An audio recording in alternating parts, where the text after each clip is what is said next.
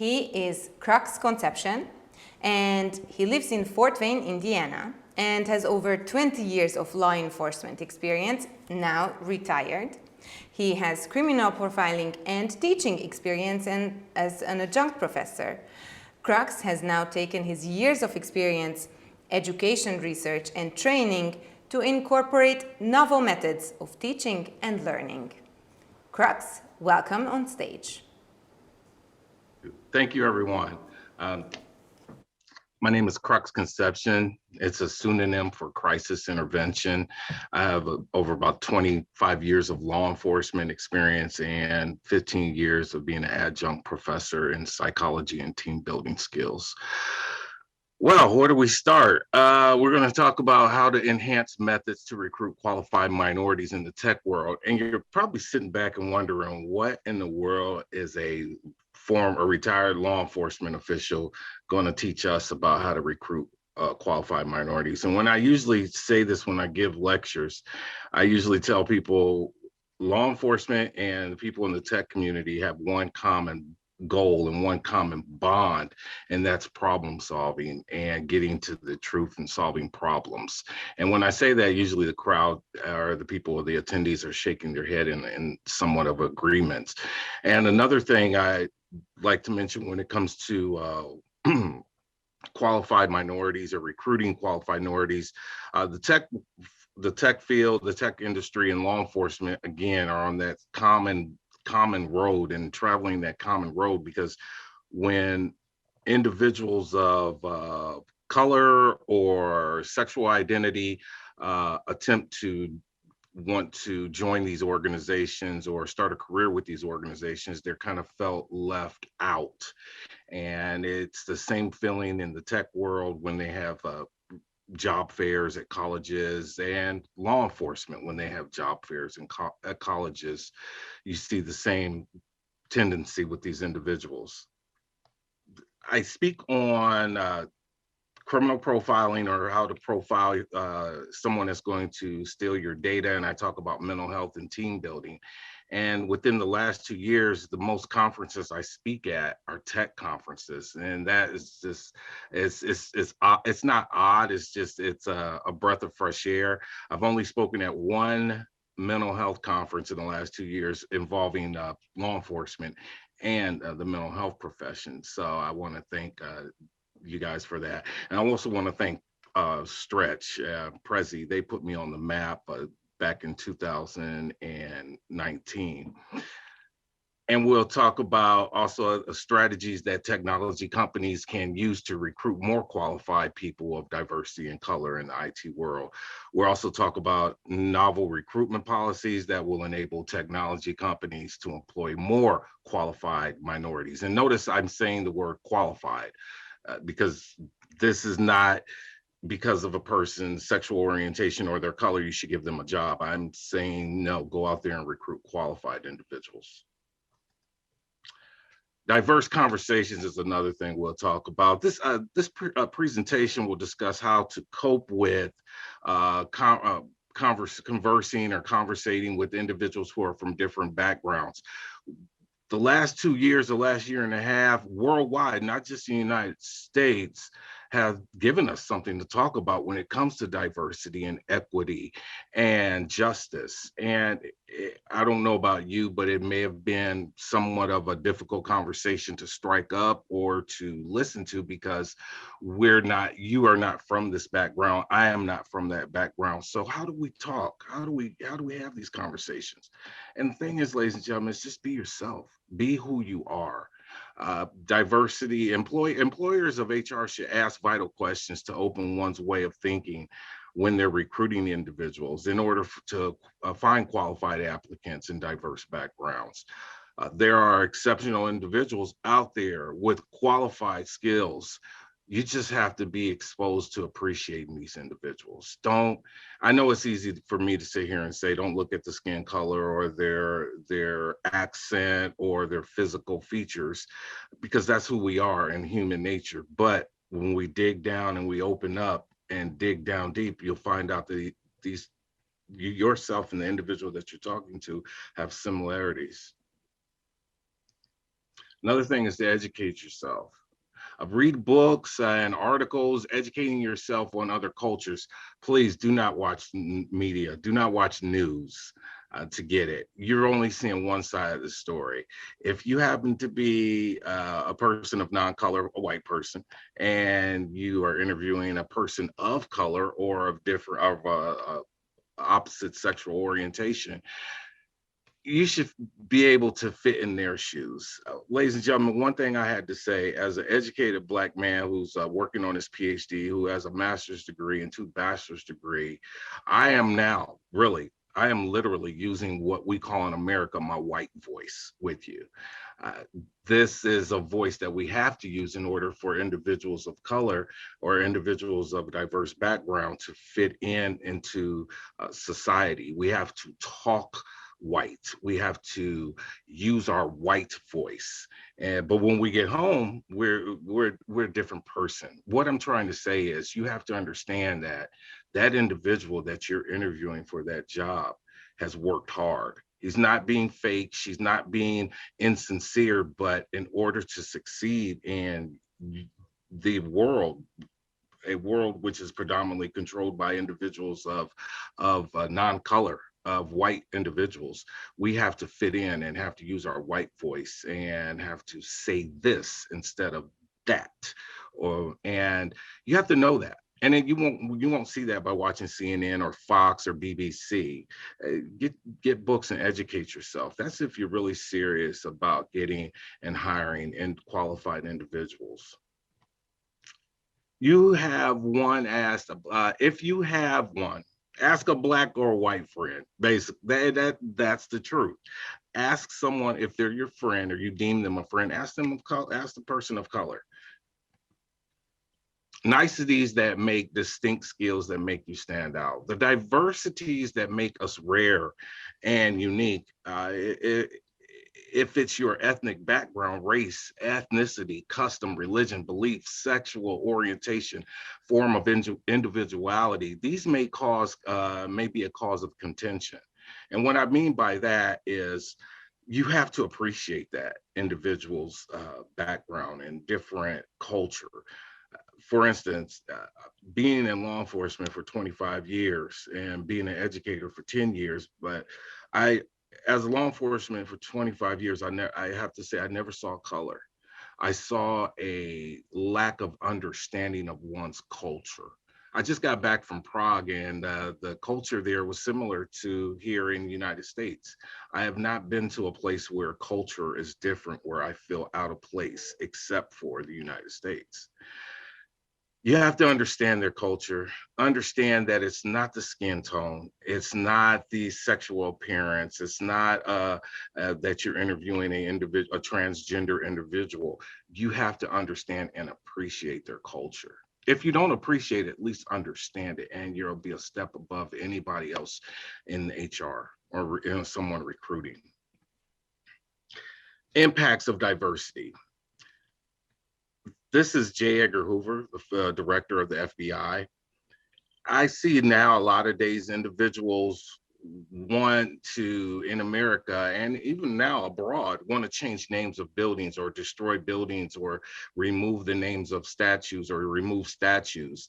As a Black man in America, I never once asked for that. It never bothered me to see General Lee's statue hanging up or a statue standing around. What does bother me is individuals such as Mr. Hoover, who did more harm to individuals of diversity in the United States than anyone in the modern era. Blackmailing, phone taps, wiretaps. If anything, take that building down. And what I'm trying to say, ladies and gentlemen, these are conversations you can have. These are simple conversations. I would never go and have a conversation about defund the police because there is no, it doesn't make sense. I would never say take this statue down because I don't know the history of it. This I know the history of. This we are all caught up on. I was born in '68, so I'm familiar with this individual. And again, remove this name. Those are things I'm talking about. Current social which cause social impacts. Diversity tests. One, During this workshop, you'll be given test questions, true or false or multiple choice. The test is for your personal reference. Please don't place your answers on the chat log. Simply write it down and answer down the answers. The answers of your questions, 30 total, will be relayed toward the end of the workshop. Diversity test number 1. Diversity may include which of the following: food people eat, race, politics, or all the above. Diversity question number 2. Where we grew up does not usually affect our cultural practice, true or false. 3, culture has a significant influence on how we think about which of the following: illness, wellness, healing practices, or all the above. Again, this is to show you that skin color, skin tones, physical appearance has nothing to do with a bias. It's a lack of understanding one's culture. Impacts of diversity: fostering a positive change and cultivate a more inviting place of work. For example, culture is the setting that surrounds us all the time. It's in our music. It's in the way we email each other. For example, caps, all caps. I didn't know that because it wasn't in my generation when texting first arrived in this world as a form of communication. I would use all caps, and all caps to me was to get the point across. It's like a highlighted text when you're reading. However, in the younger generation, a different culture than mine and maybe yours, that culture, all caps means you're yelling. Again, it's a difference in culture. A workplace culture is a collective morals, accepts structures, outlooks, and routine of norms that people in a workplace share. The key word for me right there is acceptance and share. This is designed by individual backgrounds and social and cultural environments. Again, designed by the background, one's cultural background. Leadership and the well thought out structural directions and supervision impact inside the workplace culture plays a huge part of this to an extent. If your supervisor, if your team leader is endorsing diversity, then you'll have harmony within that setting, within that group setting, within that work environment. But if you have a supervisor or a team leader that doesn't support that and really could care less, then you don't have any structure in your cultural environment. An optimistic workplace cultural increases teamwork, it educates the optimism, increases efficiency.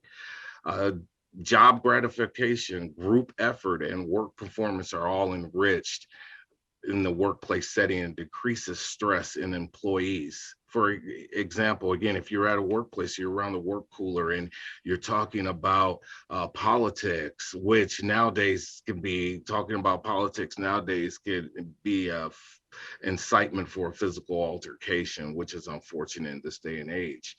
However, the impacts of diversity, if you are diversity sound and you are embracing diversity at your workplace, you'll see a job gratification, you'll see performance enriched, you'll see a high impact of work product. As national politics, and as we just talked about a few seconds ago, discourse seems to grow more inward looking and divisive across America and even Europe, successful businesses must continue to think inclusively and globally. From the Virgin Group to Disney and Pricewaterhouse Coopers, organizations across the industry are embracing the benefits of diverse workforce. But are we going too far? One may never know. this is a thing that some people tend to think that we may be going too far when it comes to inclusion. I don't think we are. I think we are at a different era in diversity inclusion. When I go to Europe and I speak at different events, I see probably out of 1,000 attendees, I could probably see 3 people with the same skin tone as mine. So are we going overboard with diversity and inclusion? No, not at this point. 13 key benefits and challenges of cultural diversity in the workplace. Okay, 1, diverse cultural perspectives can inspire creativity and drive innovation. For instance, if I have an idea of a product and I'm pitching it to a group of team members in a team setting, my input from a diverse background, from a background of a Black man, could help. It all depends on the topic that we're talking about. Or it could talk about inclusion. For instance, I could say my value and my worth as a Black man can be instructive and as an input in your meeting. For example, well, we'll go back to that one because that actually is very vital. Local markets knowledge and insight makes businesses more competitive and profitable. Okay, here we go. For example, with individuals such as music artists like Jay-Z or Kanye West, if they mention a clothing design on one of their albums or records, if the Rick Ross, a rapper, or if Nicki Minaj, a rapper, would say certain things about a perfume or a clothing design or a vehicle, do you think that stock may rise? Yes. These individuals, these clothing designs, and these even alcoholic beverage companies are now keying in and listening to these artists because these artists are giving them free advertisement, and and it helps their markets out and it helps them profit. Cultural sensitivity, insight, and local knowledge means higher quality targeting market. If you're more culturally sensitive, you'll know what these individuals want. You'll know what that culture wants. You'll know what that culture is wearing. You know what that culture is looking for when it comes to social media or technology, what they're into, what designs or what's fashionable for them. Drawing from a culturally diverse talent pool allows an organization to attract and retain the best talent. If you're going and you're recruiting at, say, for instance, a historically Black college or a all-female college, and you're going to recruit, you're getting the best. If you know what to look for, if you are culturally diverse, you know what to look for in that client, in that qualified client. A diverse skill base allows organizations to offer a broader and more adaptive range of products and services. Bigger cities, bigger law enforcement, bigger federal agencies, bigger technology agencies in the United States are slowly moving towards this trend of how to recruit, of how to be culturally diverse and how to be accepted. And they're finding that it's working. Diverse teams are more productive and perform better. A greater opportunity for personal and professional growth. You grow as an individual. You grow as an employee when you're more culturally diverse. Colleagues from some cultures may be less likely to let their voices be heard if they feel like your agency or your team is not culturally diverse or accepted. Number 9, integration across multicultural teams can be difficult in the face of prejudice or negative cultural stereotypes. That's just I don't even think I need to respond on that one, but think about it. If integration across multicultural teams is difficult to face because of prejudice or negative cultural stereotypes. You're not going to get anywhere. You're too busy. You're going to be too busy putting out the fires. Professional communication can be misinterpreted or difficult to understand across languages and cultures. And I understand that. When I spoke for the first time in Romania, I loved it. I loved Romania. But I was told, and I think when I spoke at Budapest, every time I step off stage, I always ask the event organizers, or I find one, and I don't ask them how did I do or how I did. I ask them, what do I need to work on? I still ask that to this day. I find an event organizer and say, hey, did you see my talk? And if they say yes, I'll say, well, what do I need to work on? Because I always want to improve. One thing I did when I was in Budapest and spoke at a stretch, I asked one of the stretch representatives, what do I need to work on? They told me to slow down when I talk, because English is not the mother nature to most, mother language, not nature, to the most, is not their first language to most people in Europe. And I learned that, and I still have to work on it, but I do talk fast. And so that's a thing, that's culture. And race has nothing to do with it. I just gave you an example of a cultural difference, because where I come from, we talk fast. Where you can go to 3 states away, you can go in New York, or you can go to Delaware or Texas, and they talk slower. It's culture. Navigating visa requirements, employment laws, and the cost of accommodating workplace requirements can be difficult. Different understandings of professional etiquette is totally conflicting work styles across teams. For example, my coworkers were, when I was in law enforcement, when I was a homicide detective, would want to make a habit of going to dinner on Fridays as a method of bonding. That wasn't me. My job, to me, I go to work to work. I don't go to work to socialize. And it didn't, but I had to change my way of thinking, because here they are seeing this Black man not joining them for Friday lunch every Friday. And people start to think, hey, what's going on? Is he feeling uncomfortable around here? Are we making him feel uncomfortable? And the whole thing was this lack of communication. The whole fact was, I went to work to work. I can eat when I get home. My job is to work and to catch criminals.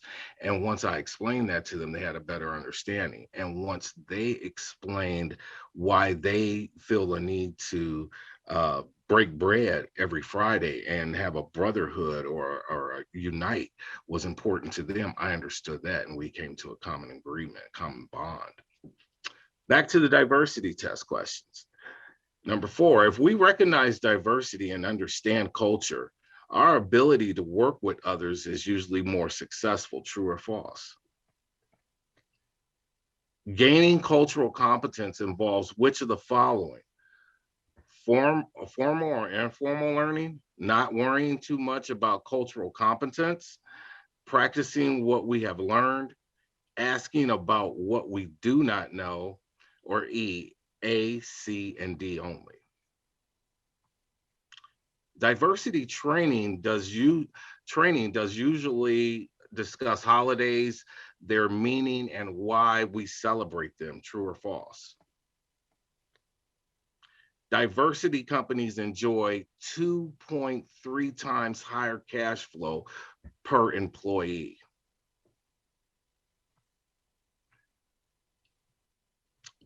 Here's another quote by Kelly Wong. What is diversity and inclusion?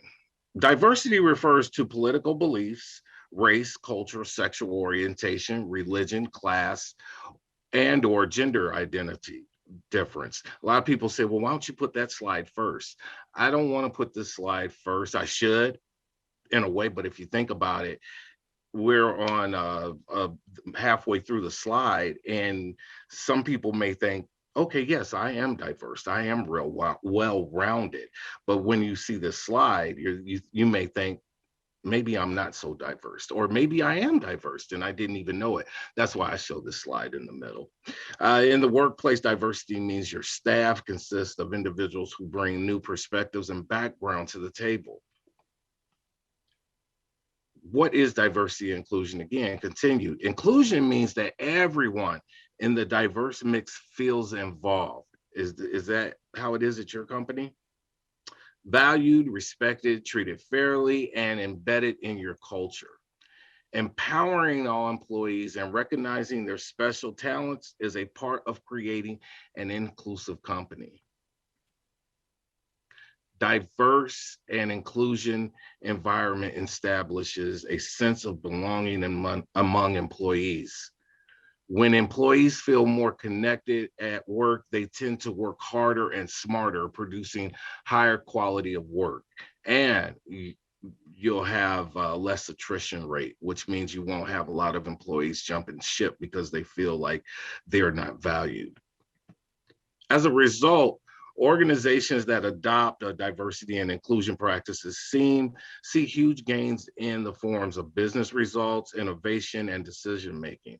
Diversity and inclusion initiatives must align with your organizational goals and company values. Otherwise, they'll always be pushed to the back burner. So these diversity and inclusion initiatives have to fit within your mission statement, within your company goal. Organizational change begins at the top. Upper management needs to allocate resources to diversity and inclusion efforts, even in the face of uncertainty. So now this is nothing like defund the police. This is about separating or cutting some of the fat off of the programs that don't really need it. In the end, the human resource department and individual managers are responsible for enacting change and sustaining a diversity and inclusion culture. And if you're a supervisor and you're doing that, I have my hats off to you. If you're not doing it, may think about wanting to do it. Just try it. There's nothing wrong with trying it. If it doesn't work, you can go back to your old ways. Managers and human resource departments must present a unified front that upholds diversity and inclusion practices and measures the company's progress toward diversity and inclusion goals. You shouldn't, nowadays, big companies, they're reactive, they're not proactive, they respond after. For example, Chris Cuomo, a CNN anchor in the United States, his job was just terminated for actions that we don't even want to get into right now. But the thing is, the company knew about it, but they acted afterwards. They took the final measures afterwards. I'm not saying if someone violates diversity and inclusion at your workplace, it's a fireable offense. It all depends on what was being done. But the thing is, managers and the HR department, if there is an incident or if there is a disagreement, you guys have to show a bond. You individuals have to show a bond and a front. You have to be unified. There can't be divisiveness when it comes to diversity and inclusion when managers and HR representatives are together. Back to the test number 7. Cultural has to do with what and how people learn from each other and includes which of the following: beliefs, practices, intolerance, behaviors, or E, all the above. Number 8, which of the following are considered cultural settings? Homes, families and neighborhoods, places of recreation, places of worship, places of work, or E, all the above. Number 9, diversity is about recognizing all of the following factors: age, gender, race, language, physical abilities, sexual orientation, political affiliations, and religious affiliations, in addition to other considerations. True or false? Inclusion and tolerance. Diversity and inclusion represents accepting and embracing people from diverse walks of life. Tolerance, however, does not signify acceptance. but relatively an attitude of being confronted with someone, something one must go along with, but one does not accept. There are a lot of that. There's a lot of that. And yeah, there are individuals out there who may not be tolerant toward, or who may not want to work with individuals of diversity. But if they're tolerant about it, and that's another thing. So tolerance and inclusion. I don't know myself if I would want to work alongside someone who's just tolerating me because they want to keep their job. I think I would want to work rather with someone who accepts me than tolerates me.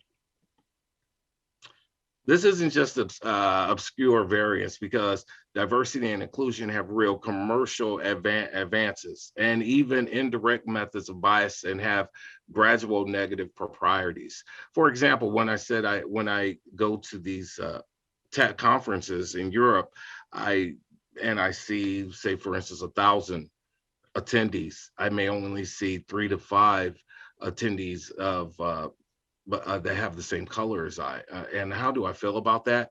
Actually, I'm so excited to be in Europe and be speaking and delivering a lecture. It doesn't hit me until after I step off the stage, and then I start to realize what I was looking at, and there was very few of people like me out there. So it hits me after the fact, but it always hits me, because if it didn't hit me and it didn't affect me, I probably wouldn't be mentioning it right now.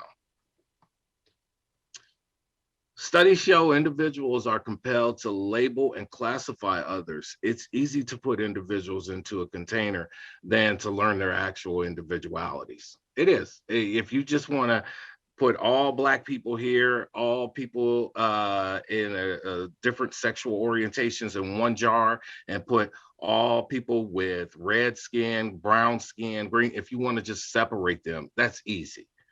What's not easy, if you open up that jar, let them come out, breathe it, embrace it. It takes time, but it's worth the time.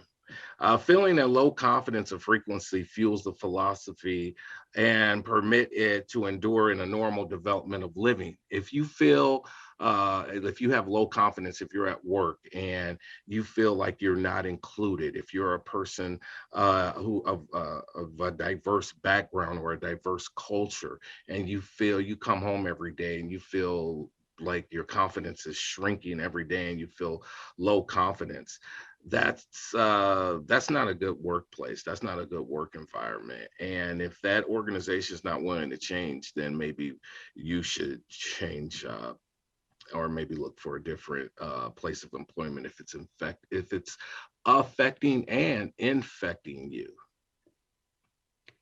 Recent studies have shown that technology companies employ few minority employees, and this was a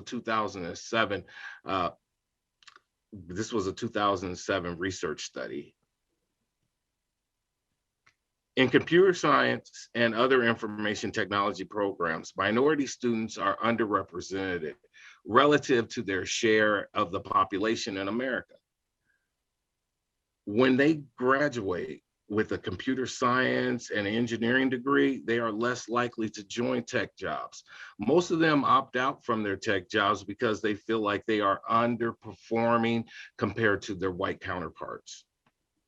Most minority students prefer office support jobs, for example, accounting jobs and administrative support. It's because they have seen only a few minorities working in tech companies, and they get discouraged. I do too.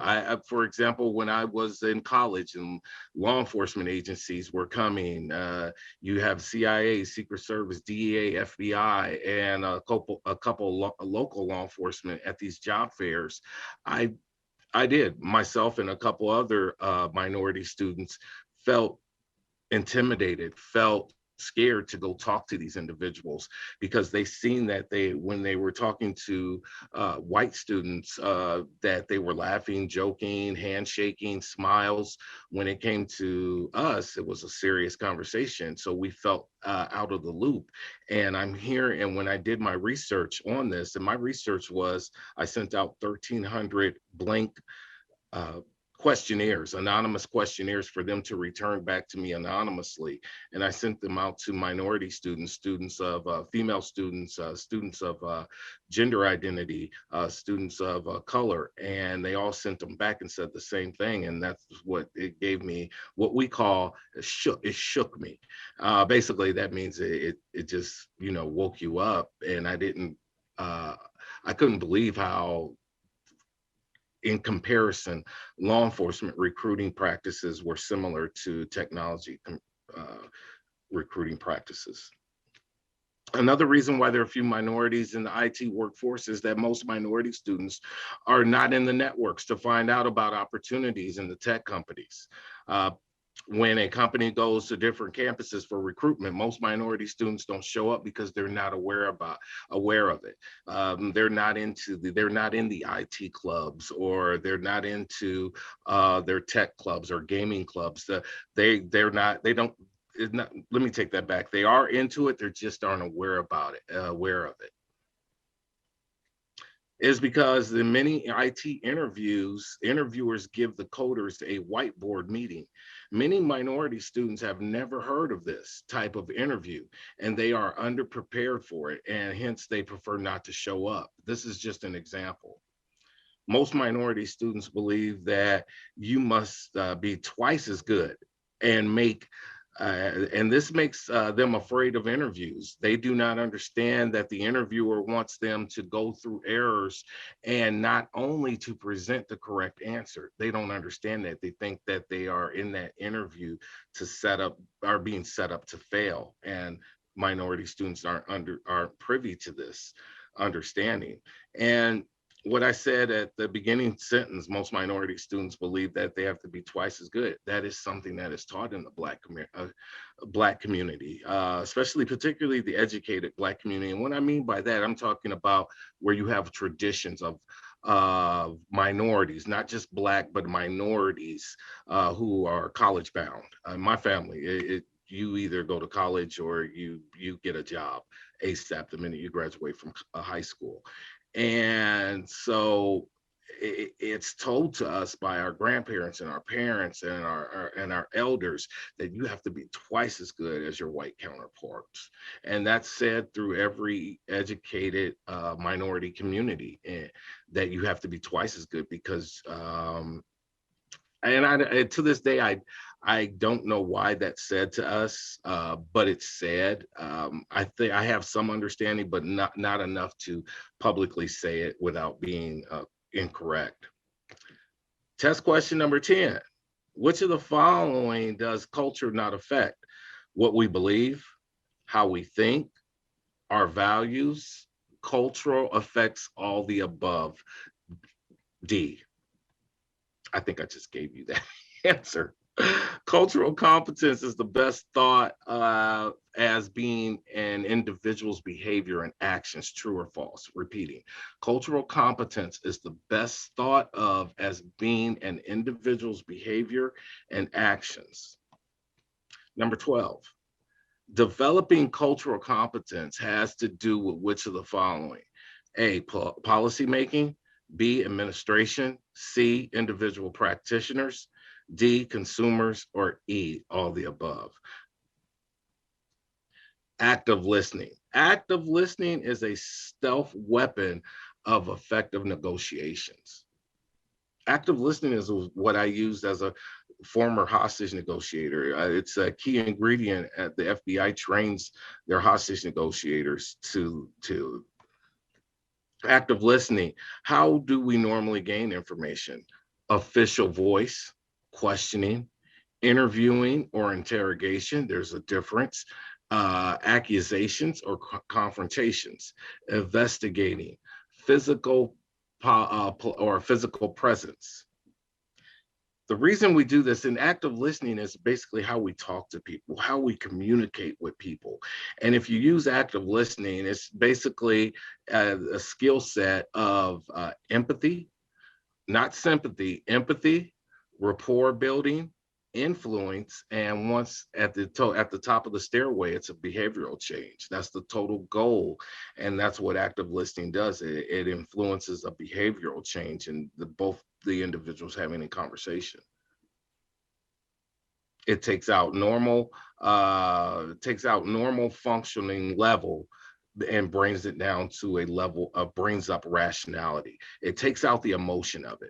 For instance, if we're talking about police brutality, or if we're talking about sexual orientation, and you're having a person against sexual orientation, a person for sexual orientation, if you utilize active listening and you master it, the emotionality will come out and you'll have a rational discussion.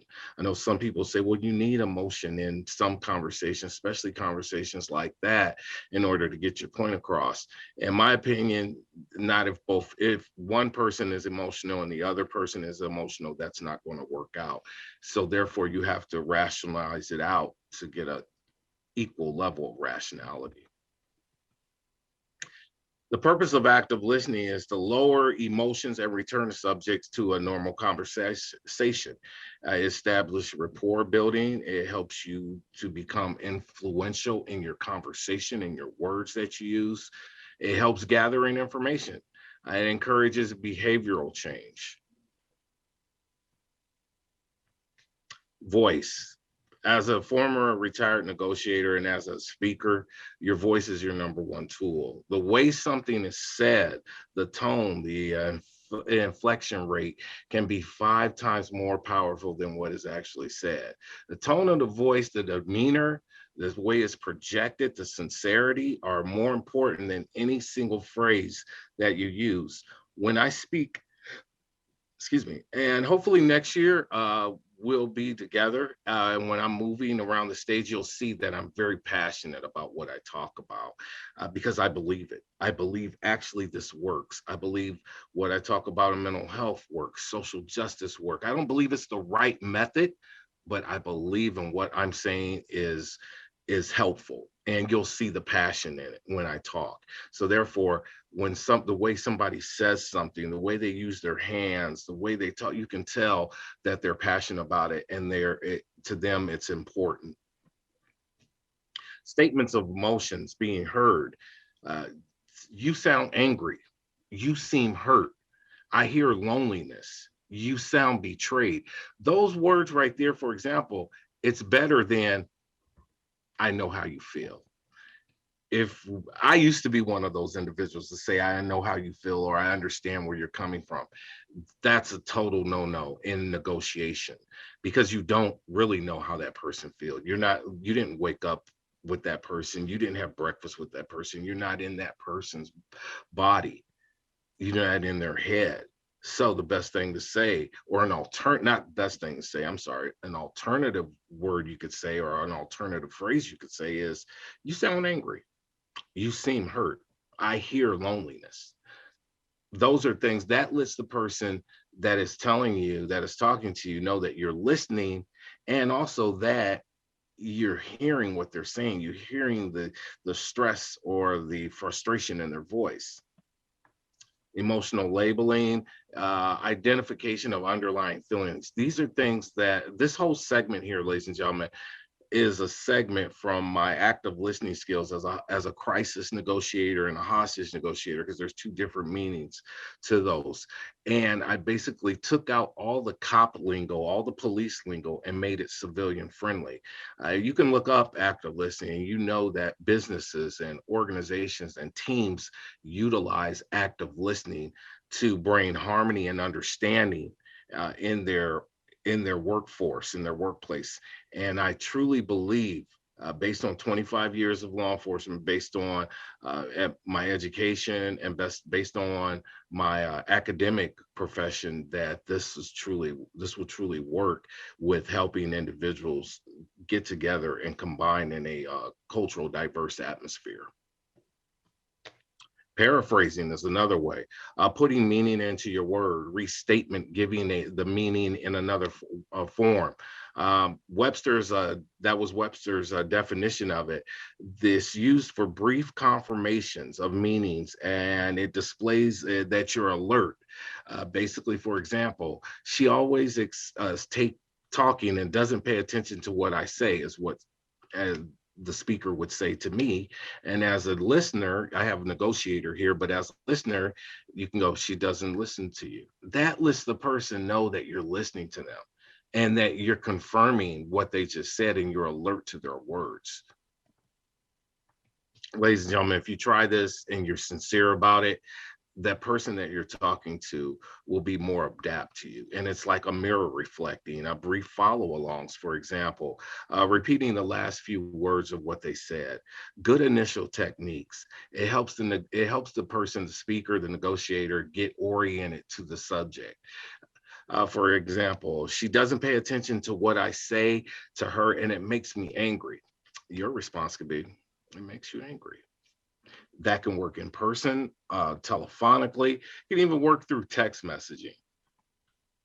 So to summarize that up, periodically covering the main points, his or her story is his or her feelings. I'm sorry, I just have his there, and I'm meant to have his/her, and I apologize for that. And in your own words. Okay, what you told me so far is this. And as a result, you feel this. Do I understand you correctly? Ladies and gentlemen, if you try that to somebody, it doesn't even have to be an emotional topic. It doesn't even have to be a topic of frustration. It could be anything. If you use that and convert it, you'll get a lengthy conversation from that individual. Open-ended questions.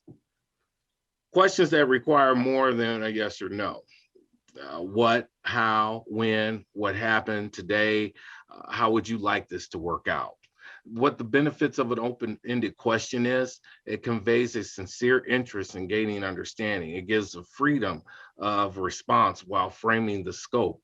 It limits feelings of it. It limits the feelings of an interrogation. As I said before, there's a difference between interviewing, questioning, and interrogation. Interrogation is more of a accusatory, it's accusation. And you're probably sitting there, and I'm going to reiterate because I fear this, but ladies and gentlemen, culture, you're wondering what this has to do with cultural diversity. It has everything to do with cultural diversity. If you want to know that person, if you are diverse, I just said the word, there's a difference in individual culture. And in order to embrace their culture or in order to get to know that individual better, active listening is the key method to doing this.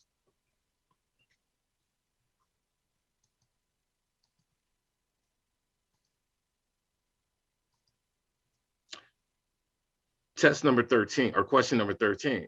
Which of the following statements about the effect of cultural competence on human services is false? A person's cultural competence affects his or her ability to work with diverse consumers. B, a person's cultural competence does not affect his or her ability to develop a service plan that is acceptable to a specific consumer. C, a person's cultural competence, including her or his own beliefs, affects her or his ability to establish a trusting working relationship. Or D, all the above are true. 14, different ways of thinking and behaving are acceptable in all cultures. True or false? Development of cultural competence is a bona fide occupational qualification that is dependent upon who you are and what group you belong to. True or false? 16, cultural competence, understanding the difference among people, is directly related to how you can serve people effectively. True or false? 17, most of us unconsciously tend to expect others to act, dress, behave, or any of the above in ways that are familiar to us. 18, individuals and groups of direct provider staffs are responsible to understand and acknowledge how various cultures of factors of people they serve and A, B, C, or D affect the practitioner's ability to do so effectively. I'll let that hang up there for a minute.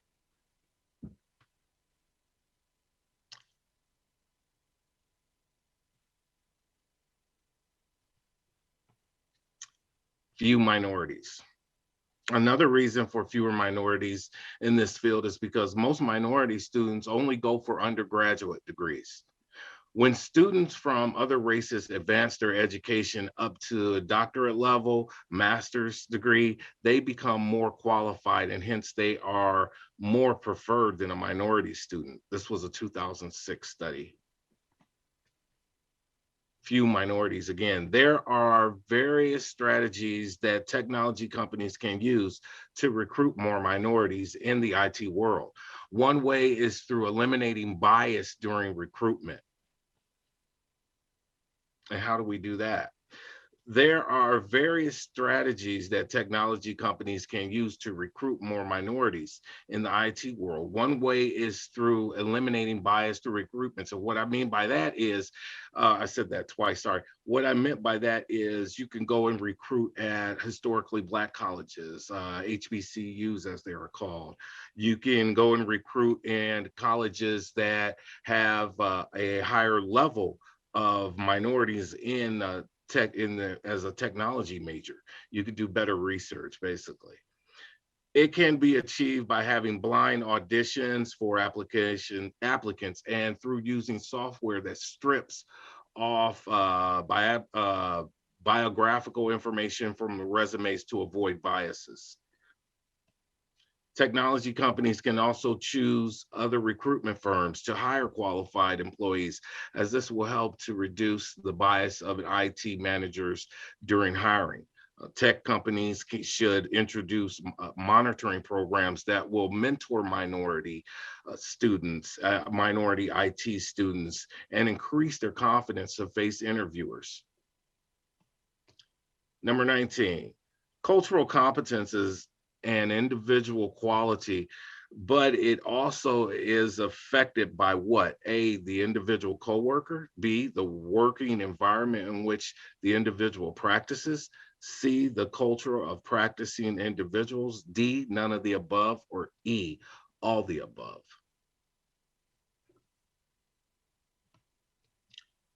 Diversity tests continue. Number 20. Some discussions about diversity addressing which of the following: A, foods people eat, B, the way people talk, C, music people listen to, or D, all the above.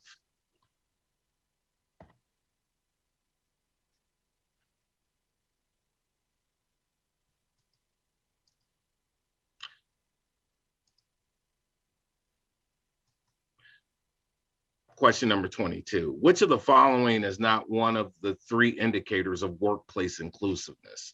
A policy of non-discrimination on the basis of sexual orientation. B, the existence of health and other benefits for same-sex domestic partners. C, the presence of support groups for GLB employees. D, allowing discrimination against only those in lower paid positions.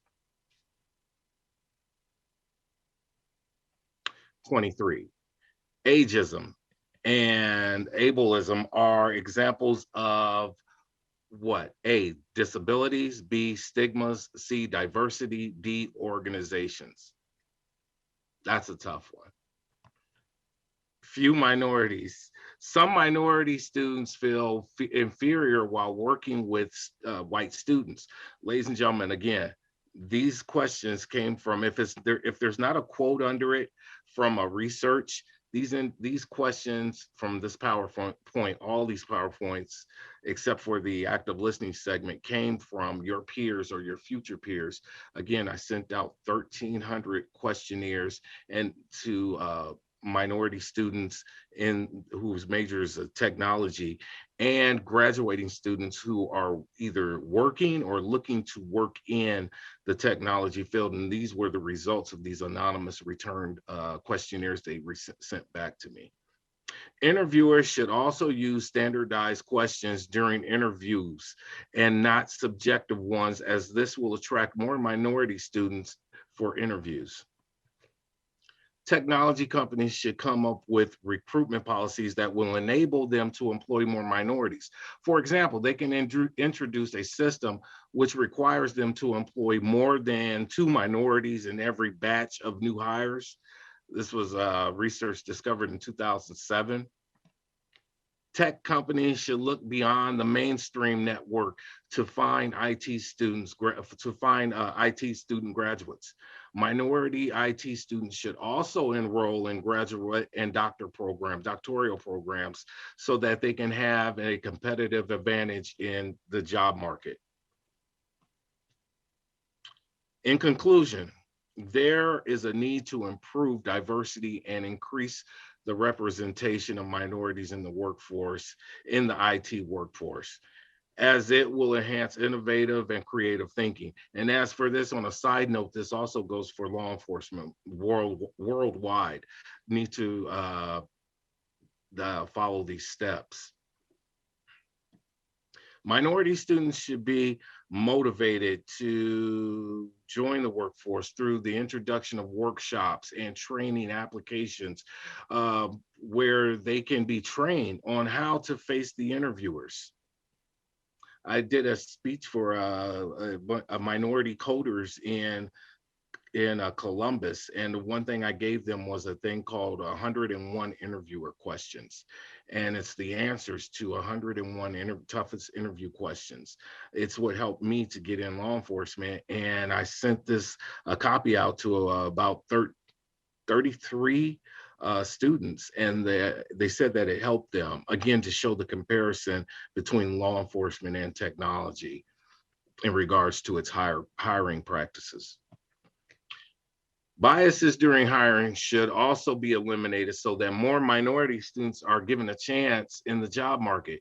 Increasing opportunities for more minorities in one of America's best performing sectors will widen the circle of inclusive growth. If it happens here in the United States, then it will spread globally. 24. Easily identified characteristics such as age and obesity are examples of what? A, differential power. B, stigmas. C, visibilities. D, stereotypes. Number 25, according to the United States law, a blank is a real or perceived physical or mental impairment that substantially limits one or more major life activities. A, personality. B, minority. C, corporation. D, disability. 27. Discrimination against ethnic minorities no longer exists. True or false? 28. The job title of a person conveys information about power, authority, and social status. True or false? 29. Social class is in no way influences the entrance of a person into the workforce. True or false? 30. Age, obesity, and disability should be considered minority groups in the workplace. True or false?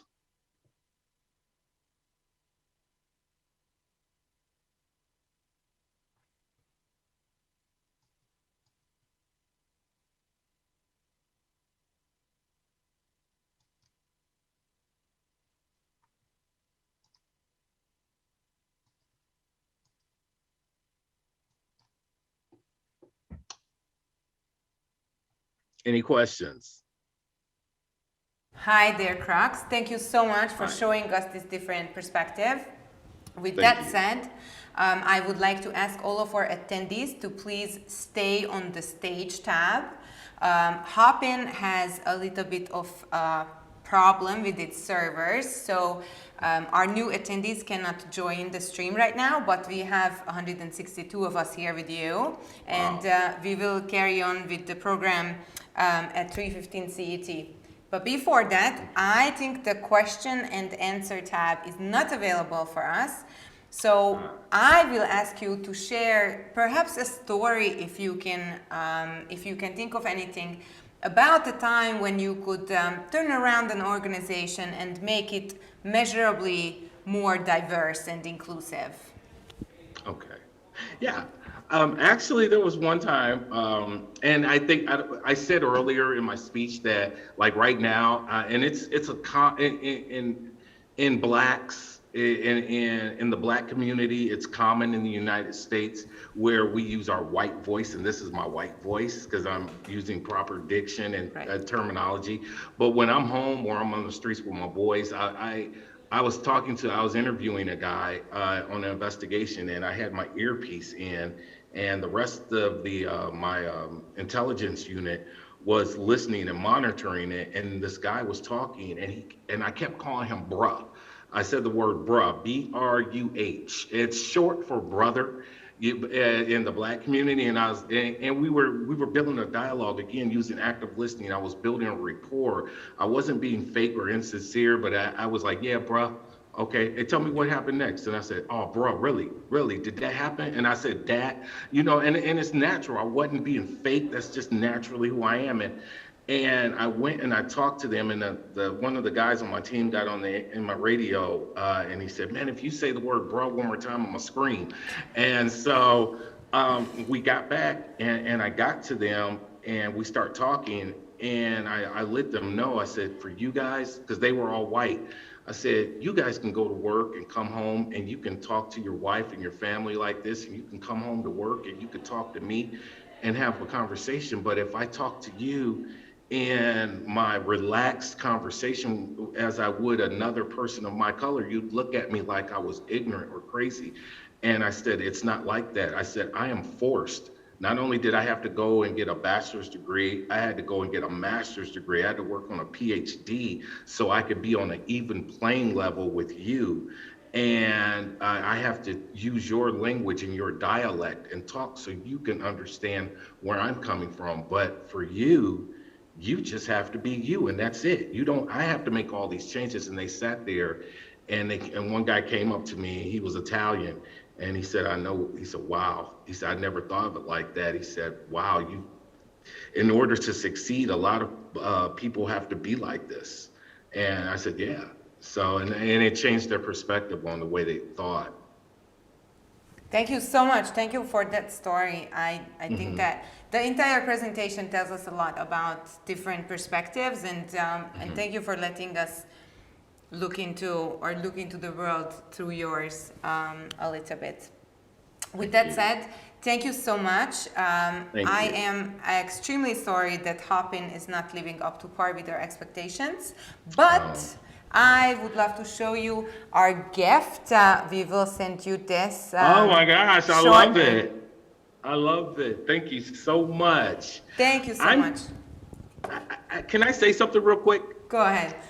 This is my third time speaking for Stretch. I did it live when you guys were in Budapest. I think I was still a police officer. It was right before I retired. And I was 310 pounds stepping on that stage. And I'll never forget, if they look at a video of me now on there, they'll see me breathing real heavy. But you guys put me on the map. And I owe everything to Prezi, to Stretch, to you guys. And I'm gonna try to come by the office when I'm gonna be in Budapest in June.